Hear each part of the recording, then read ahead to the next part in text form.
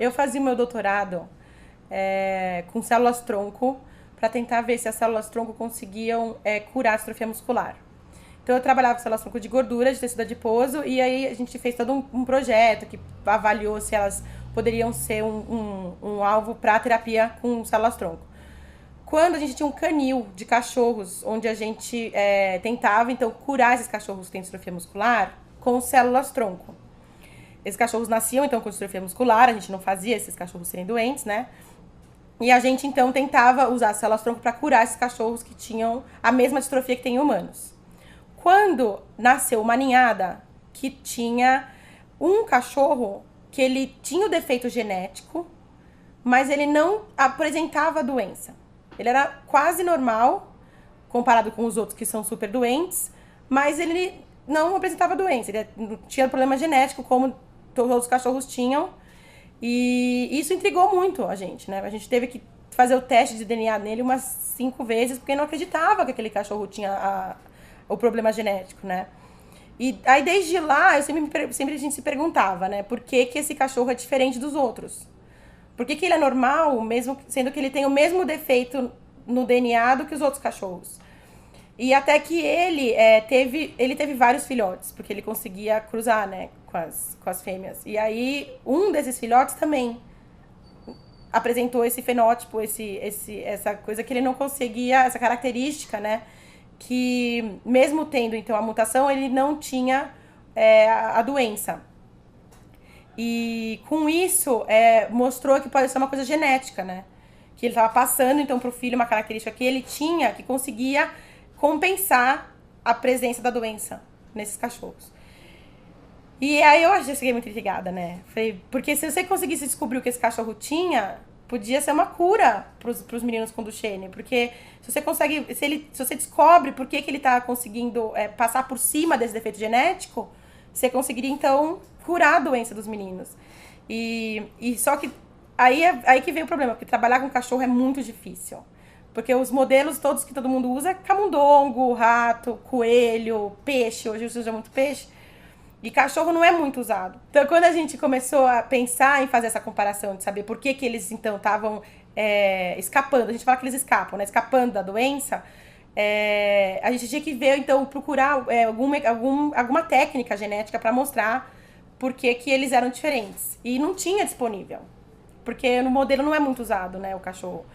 Então, quando, acho que foi 2010, esse projeto tem muitos anos, na verdade, o cachorro até já morreu, né? Mas quando, em 2010, lançaram, então, um array de expressão, que a gente chama de cachorro, que basicamente vê qual é as proteínas que estão expressas pelo nível de RNA. Então, você consegue ver, então, o que está sendo, o que tem naquele músculo, porque a gente estuda músculo, que é diferente de um para o outro.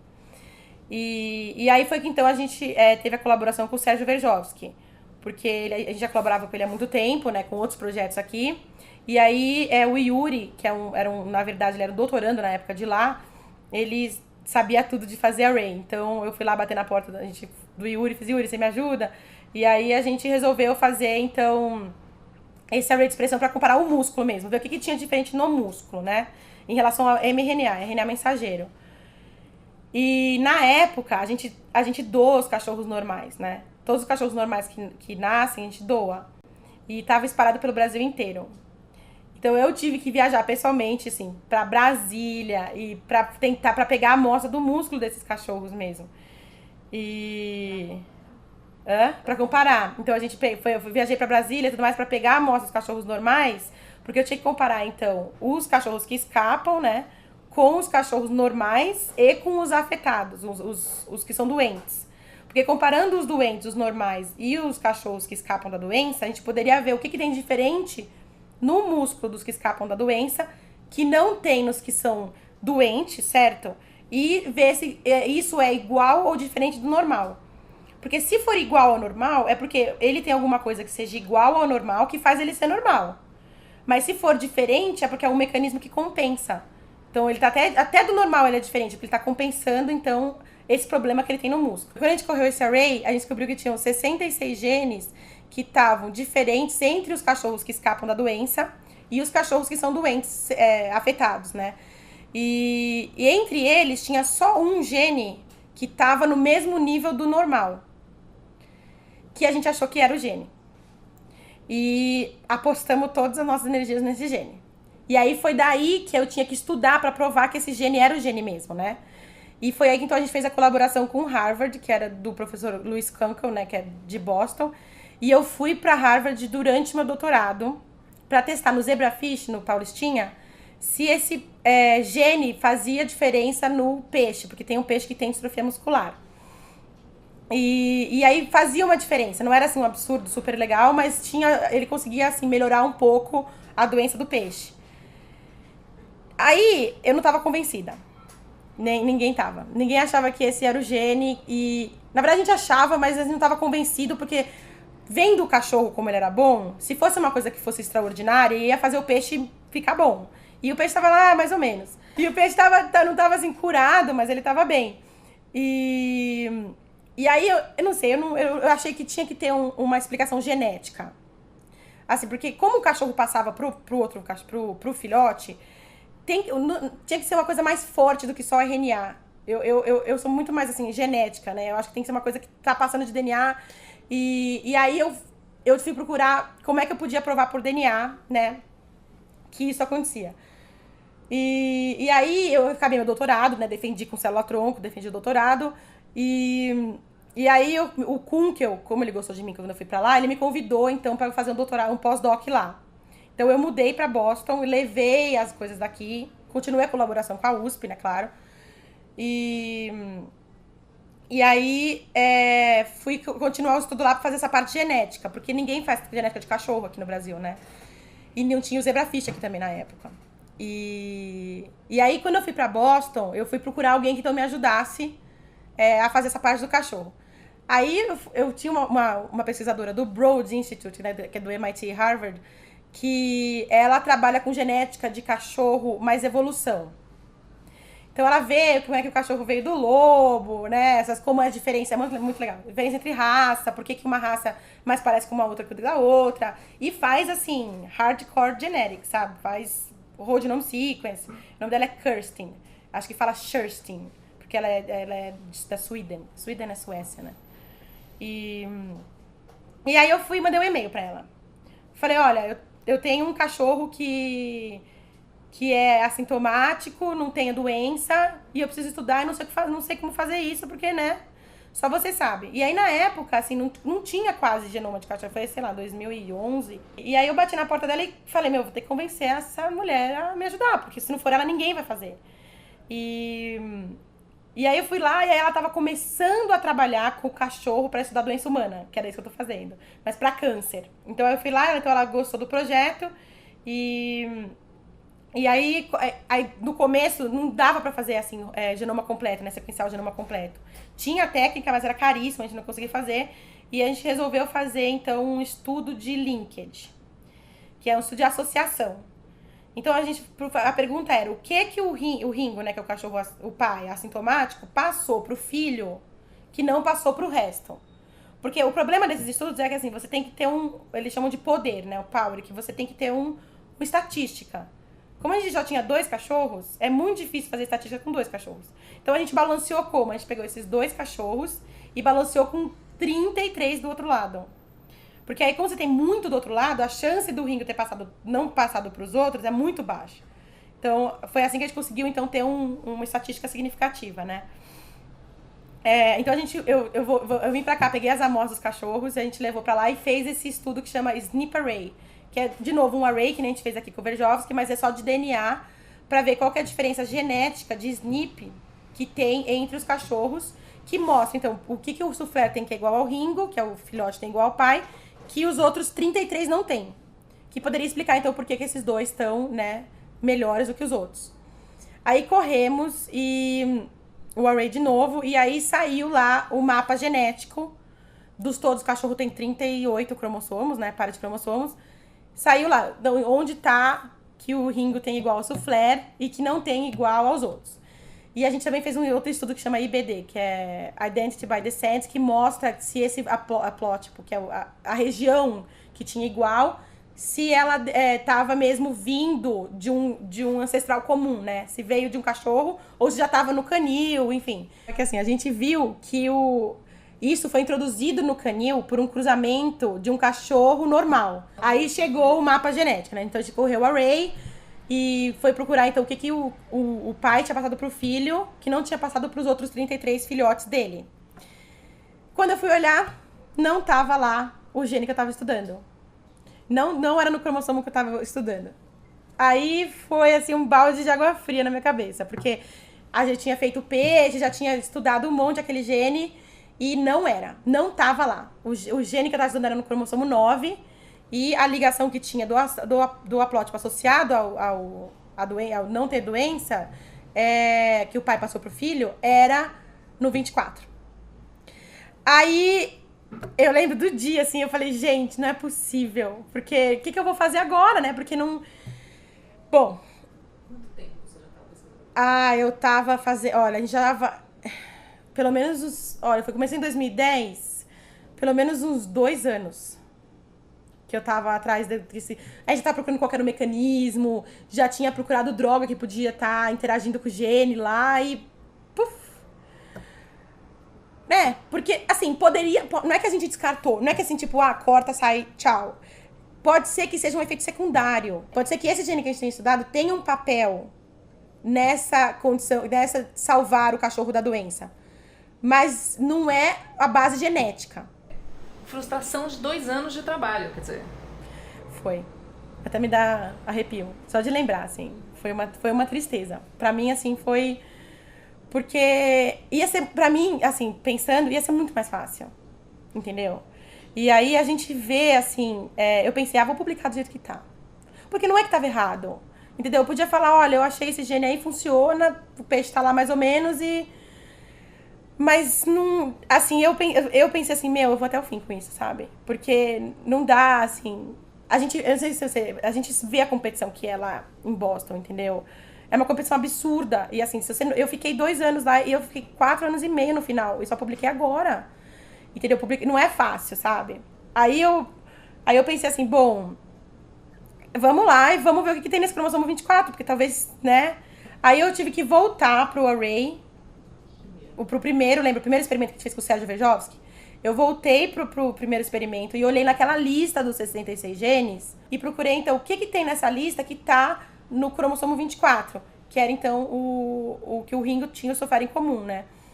E aí tinha um gene lá, também, que chamava JAG1, que esse gene é um ligande de Notch, que é uma via de sinalização que todo mundo conhece, que ajuda a proliferar a célula, que é envolvida em proliferação celular e também em regeneração muscular. E eu falei, putz, talvez eu vá gostar dele, né? Porque não tinha outra opção, na verdade, eu tinha que gostar, né? Então eu falei, bom, talvez, aí fiquei meio animadinha, né? Daí vai dar certo. Aí comecei tudo de novo. Aí fui fazendo peixe. E aí fiz no peixe. E aí o peixe super melhorou. Assim, aí foi o que eu esperava que fosse, sabe? Do começo. Então, assim, o peixe, como é que funciona o zebrafish de distrofia? Você tem que cruzar 2 peixes que têm a mutação. E não é ligado ao X, porque no humano é ligado ao X, né? No peixe é autossômico. Então você cruza 2. Você lembra do azão-azinho? Então, os 2 azão-azinho. E aí vai nascer 25% dos peixes afetados, né? Doentes. E como a gente tem que injetar o peixe com o gene quando ele ainda é ovo, ainda é uma célula, então a gente não sabe qual que a gente está injetando. Então a gente injeta tanto normal, quanto heterozigoto, quanto afetado. Então no fim a gente faz o quê? A gente injeta todos os peixes desse cruzamento e a gente olha se tem menos de 25% afetado. Se tiver menos, é porque funcionou. Porque curou o que devia ser afetado. E aí a gente pega esses peixes que parece que são curados e genotipa. Faz então o DNA para ver se eles têm a mutação. Mostra o quê? Então que o peixe é normal, mas teria que ser doente, né? E quando eu fiz do JAG, que eu fiz com RNA mensageiro, a gente fez... esse gene tava com mais expressão no cachorro, né? Então tava com a overexpressão, né? Então a gente teve que aumentar a expressão desse gene no peixe. Então quando eu injetei os peixes para aumentar a expressão, a gente viu que tinha só 6% dos peixes, em vez de 25%, que era o esperado. E esses peixes, então em vez de ter 25% que era para ser doente, a gente tinha só 6%. E eles tinham uma aparência melhor Eles já eram mais ou menos eles até eram melhores, né, do que o que esperado que eles fossem. E aí foi super legal, assim, né, porque era o resultado que eu queria ter. Aí eu mostrei o quê? Que provou que é esse gene que tá fazendo a diferença, né, então vamos lá, vamos fazer mais coisa. Aí eu queria mostrar, eu queria provar por quê. Porque a gente tem quando você tem uma região do genoma, né? Quando você tem um pedaço do DNA que ele passou, isso não é suficiente pra você falar, é isso que tá acontecendo. Você fala, é associado, isso daí talvez seja o gene, porque tá na região, mas vamos até o final, né? Aí saiu o genoma completo do cachorro que dava pra sequenciar. Aí eu liguei pra Maiana e falei, Maiana, a gente tem que sequenciar esse cachorro, porque pra acabar, sabe? Pra não ter fantasma. Você não ficar pensando, putz, talvez não seja isso e tal, porque se sequenciar tudo, vamos ler o que tem de diferente. Acabou, branco no preto. Então a gente resolveu sequenciar o genoma completo. Isso é caríssimo e difícil pra cachorro, porque era uma técnica nova. Então era, acho que umas 10 vezes mais caro do que o outro experimento que a gente tinha feito antes. E tinha um problema técnico também, porque para analisar esses dados de bioinformática é muito difícil.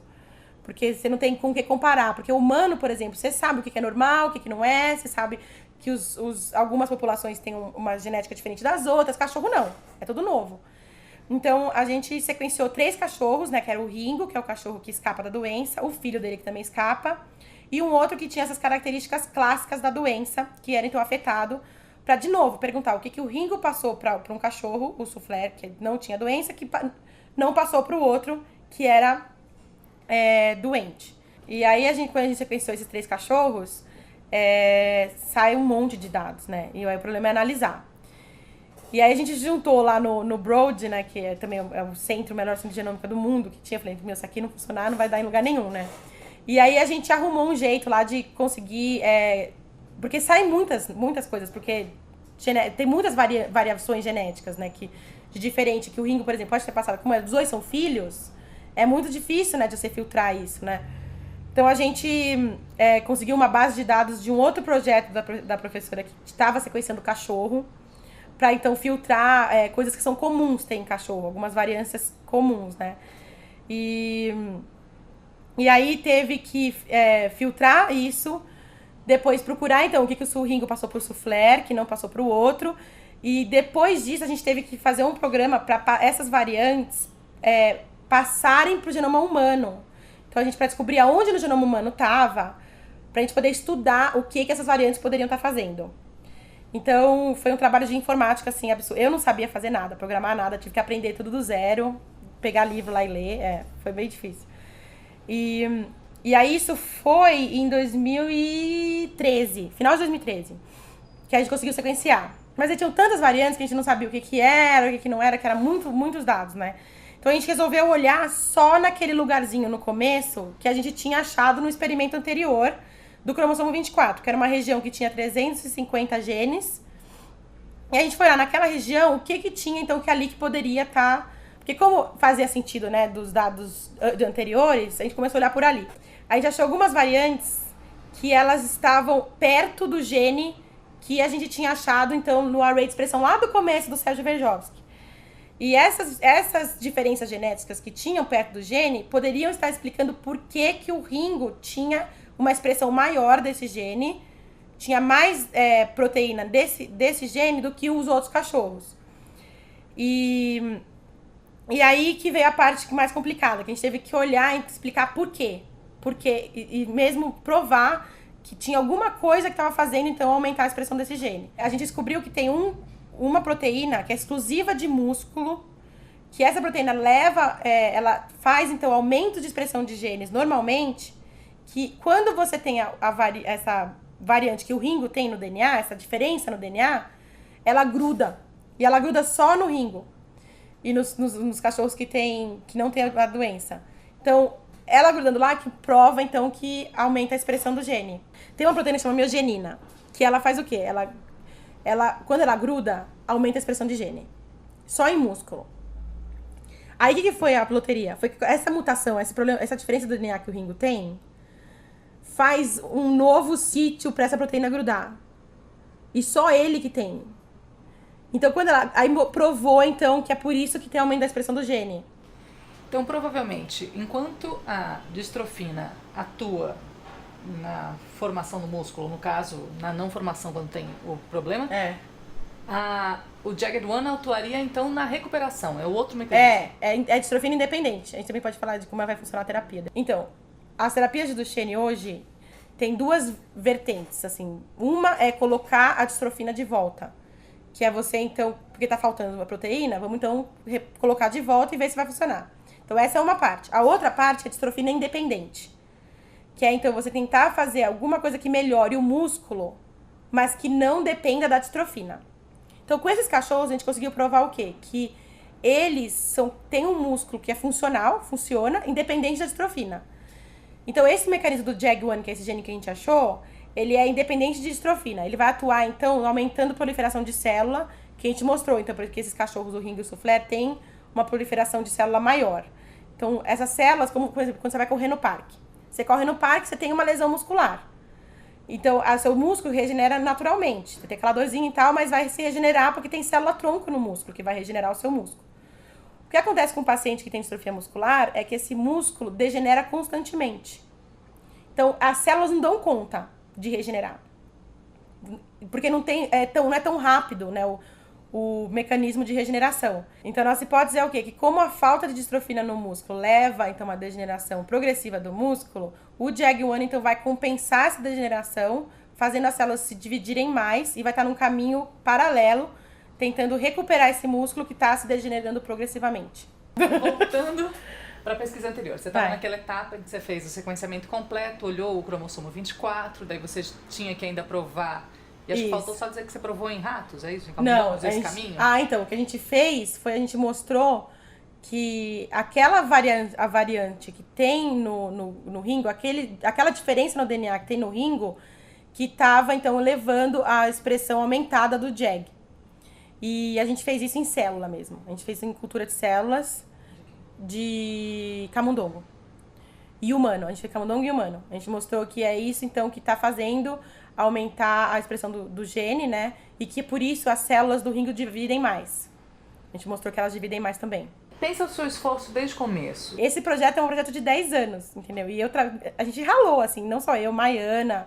A gente teve problemas, assim, absurdos durante o projeto que a gente achou que não ia dar certo. E assim, e o trabalho não é só meu, né? Assim, é todo mundo, assim, que ajuda, né? Tipo, os veterinários. Se não fossem os veterinários do canil, esses cachorros não estão vivos hoje, entendeu? E elas fazem um trabalho fantástico com os cachorros e assim, eu falei, se não fosse por elas, assim, a gente não ia ter feito isso, certeza, assim. E é de noite. E eu acho, assim, é um trabalho que compensa, no fim, sabe? Porque você pensa assim, putz, isso pode fazer uma diferença na vida das pessoas, entendeu? Eu tô aqui e não é... Assim, no fim, a gente pensa, mas o paper é o que menos importa. Porque talvez a gente consiga curar essa doença com isso, entendeu? Então, pô, legal, publiquei uma cell, mas vai fazer mais diferença para as outras pessoas que estão ali embaixo, né? Sentado e esperando uma cura do que pra mim, né, no fim. Porque eu acho isso. Não sei. Mas foi um trabalho absurdo. Foi. É assim, eu tava falando agora pra Maiana, assim, eu acho que pra mim, pelo menos nessa vida, nada vem de graça.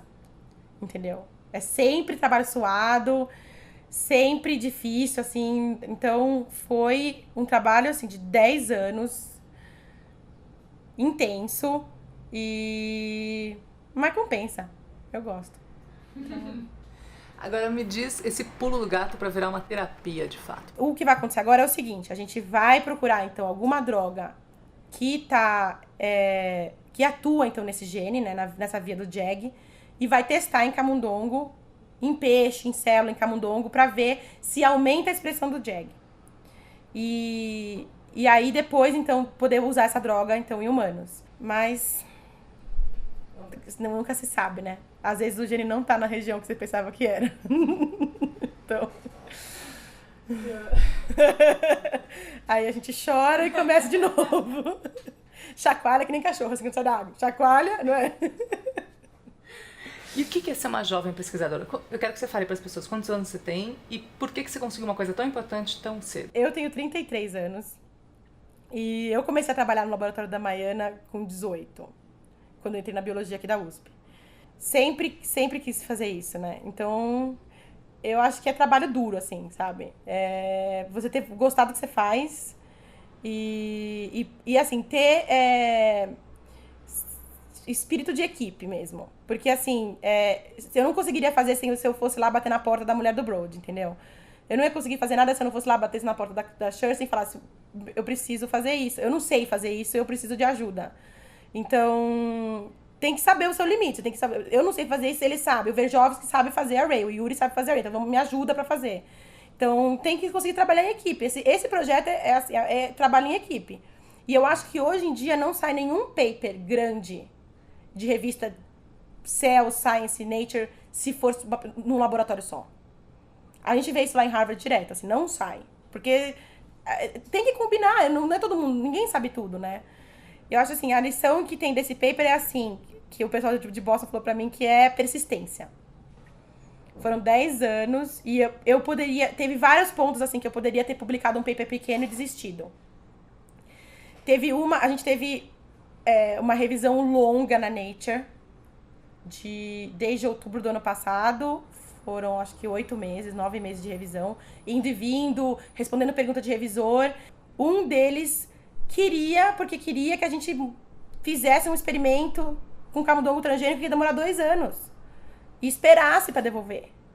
Aí a gente falou, gente, não dá.